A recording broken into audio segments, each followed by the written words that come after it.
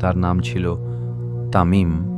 সে ময়মনসিংহ জেলার উচাখিলা গ্রামে বাস করত। তার মা বাবা ছোটবেলা মারা গেছে। তার আপনজন বলতে তার দাদি ছিল। তামিম ছিল খুবই লোভী। তার দাদির মৃত্যুর পর সে তার দাদির চোখ বিক্রি করে দেয়। হ্যাঁ, নিজের মৃত দাদির চোখ।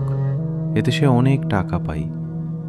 তার দিনকাল খুবই যাচ্ছিল, কিন্তু এই শান্তি বেশি দিন স্থায়ী হলো না। কিছুদিন থেকে সে স্বপ্নে দেখছে তার মৃত দাদি অন্ধকারে দাঁড়িয়ে বলছে, আমার চোখ ফিরিয়ে দাও।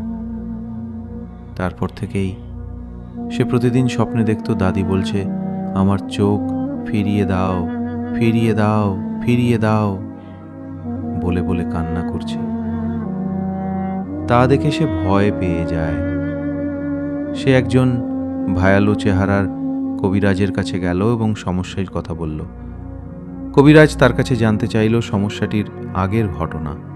সে বলে, তার দাদির মৃত্যুর সময় সে একটি চোখ নিয়ে বিক্রি করে দেয়। কবিরাজ কাঁপা গলায় বলে, তুমি তোমার দাদির চোখ নিয়েছ, এই কারণেই এই অভিশপ্ত অভিজ্ঞতা হচ্ছে। তামিম জিজ্ঞেস করে, এর সমাধান কি? একটু চুপ থেকে কবিরাজ উত্তর দেয়, এর সমাধান হচ্ছে তোমার একটি চোখ দান করে দিতে হবে। তামিম কবিরাজকে বিদায় দিয়ে চুপচাপ চলে আসে। সে মনে মনে চিন্তা করে, যাই হোক, আমি চোখ দান করব না। কিন্তু এরপর থেকেই তার জীবন ভয়ঙ্কর রূপ নেয়। সে আশেপাশে তার মৃত দাদিকে ছায়ার মতো ঘোরাফেরা করতে দেখে, কখনো আয়নায়, কখনো দরজার ফাঁকে, আবার কখনো ঘরের কোণায়। তবে সে ঘাবড়ে যায় না। একদিন সে ঘুম যাচ্ছিল। হঠাৎ ঠান্ডা হাওয়া বইল, ঘরের বাতি নিভে যায়। তার দাদির কথায় তার ঘুম ভেঙে যায়। সে দেখে তার দাদি তার পাশে বসে আছে, চোখ নেই। ফাঁকা গর্ত দুটি থেকে অন্ধকার বের হচ্ছে। সে বলছে, আমার চোখ ফিরিয়ে দাও। তা দেখে সে খুবই ভয় পেয়ে যায়।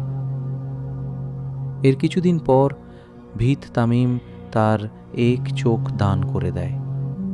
সেই রাতেই সে স্বপ্নে দেখে তার দাদি একটি শান্ত মুখ নিয়ে বিদায় নিচ্ছে এবং বলছে, ভালো থেকো এবং খারাপ কাজ থেকে বিরত থেকো। এরপর কখনো সে তার দাদিকে স্বপ্নে দেখেনি। এই গল্প আমাদের শেখায় লোভ